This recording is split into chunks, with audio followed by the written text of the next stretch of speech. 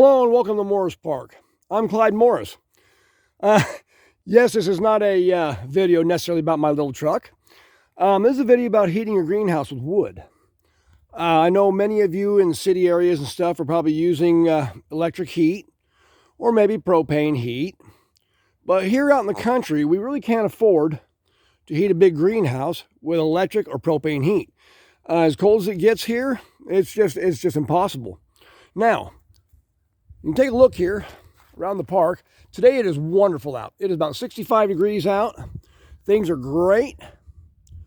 But I'm going to tell you this, folks, within the next couple of days, and I'm going to show you this and do another video on this. The next couple of days, it's going to get bad. Tomorrow we're going to start in with a little bit of rain, which will continue into Wednesday. Wednesday night, it's all going to change. We're going to get about 6 inches of snow, possibly more. Ice before that. We're going to have rain, freezing rain. And we're supposed to get 6 inches of snow and possibly more. And I'm going to show you this when we get that.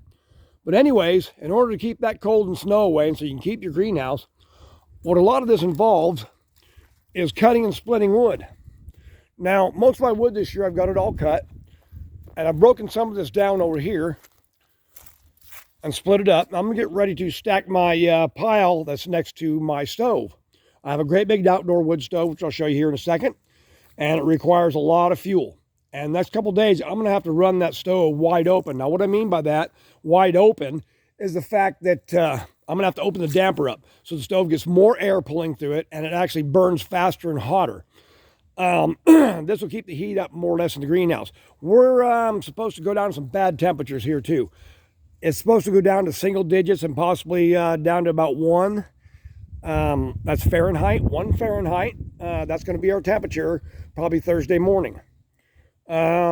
Between Thursday and Friday, I think. Yeah, I think it's Thursday and Friday. Thursday, it's just going to start in snowing and everything, and then the temperature is going to drop so bad. As I say, down to about 1 degree. And they say the wind is going to be really hard and heavy, so it's going to be about 10 below with the wind chill factor. Fun, huh? So let's get going. I'll show you how I split this wood and get it going and show you a little bit of the work that it takes to do this. Now, normally, folks, I would be using this. This is a gas-powered log splitter, 22-ton log splitter. And it's got a little Briggs & Stratton motor on it.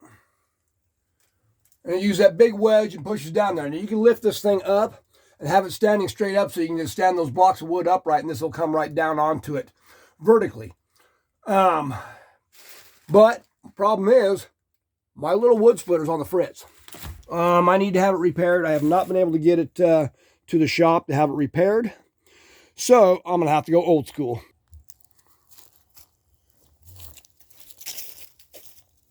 Now, when I say old school, what I mean is this. This is old. This is a 12-pound head monster maul. And as you can probably see, it's got a big wood wedge at the top. I've had this for many, many years, and this is my old standby. But this is going to take some work. So basically, what you're going to do is you're going to get one of these rounds, and everything's in the round right now. You'll get a round like this. This is some good oak. We'll take this monster maul, and here's how it goes.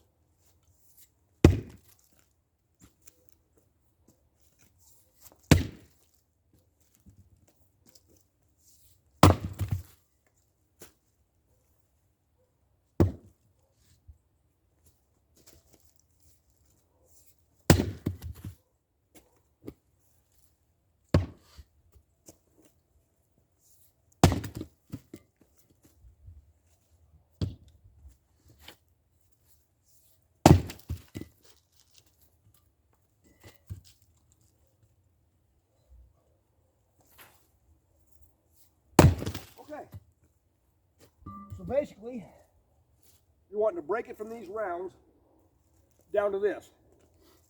Whew, that's a workout. I've been known to spend a few hours out here doing this, but this is because I love my plants. And I don't want my cactus and succulents to freeze. So, it's going to take this to actually heat my cactus and succulents. So I'll just show you my stove here and what I'm going to do.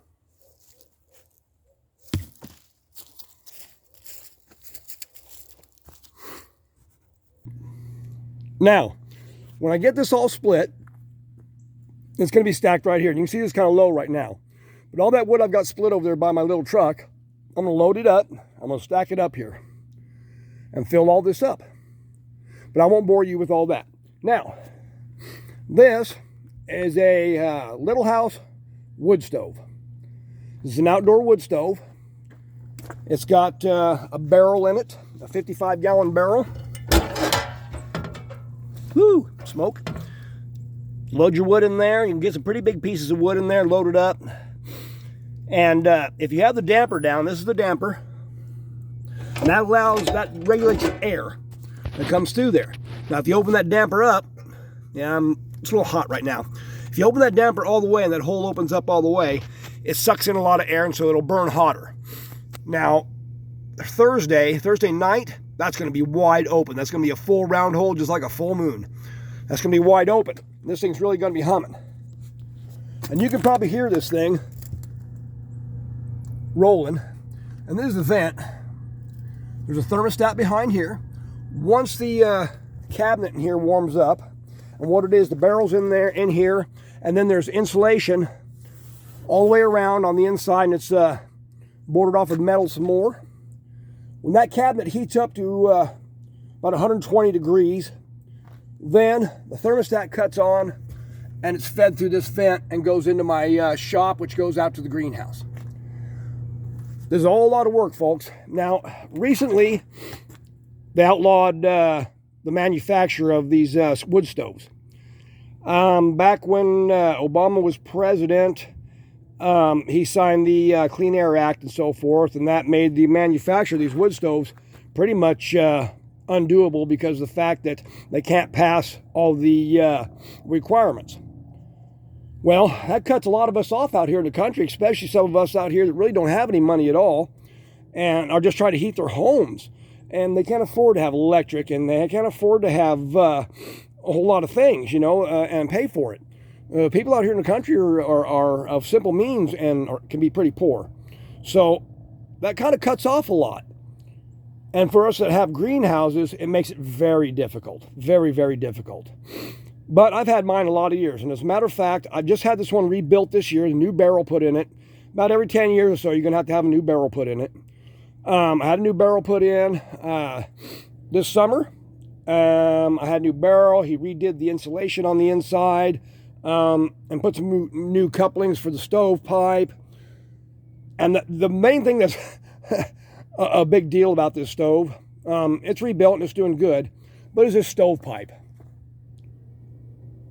And that stovepipe, if you don't keep it clean all the time, I have to take this off. So it's not really actually attached down there. I can pop it off anytime I need to, and then run a big long rod down it and get that creosote out. Because that creosote just jammed up in there pretty bad. It'll thicken up in there and it'll shut it right off. And as a matter of fact, the only time I ever had my greenhouse freeze is I had some creosote get up in the cap here, right up in this cap. Ooh, that's nasty looking, isn't it? All that creosote up there will kind of crust up, and then it'll peel off the top and cap off that stovepipe. If it does that, it'll put the fire out. It'll actually shut it off. And that's what happened. When my greenhouse froze, a piece fell out of there. It capped the top pipe. It stopped the whole draw. The fire went out. And when I got out to it about 2 o'clock in the morning, it was 20 degrees. Yeah. I did lose some things. I was very surprised what I didn't lose because I keep my greenhouse so dry. But that's something that's got to be kept up with all the time. I always have to take that thing off or beat on it or something to get that creosote to fall down into the stove or get it out of there so it won't plug up that pipe, and I'll have the draw that I need for the heat that I need. Now, something I did too, and I was kind of smart about this, is I bought another kit. And it's got the barrel, a new motor, it's got everything I need to rebuild this, the insulation and everything, in about 10 years. So, I'll be fixed up. And I do all this work, all the splitting that goes on over there at the wood pile, all that cutting, I do for this. all for this. This is my happiness, folks. This is what I love in life. There's all these cactus and euphorbias and succulents. I love them all, and other plants too.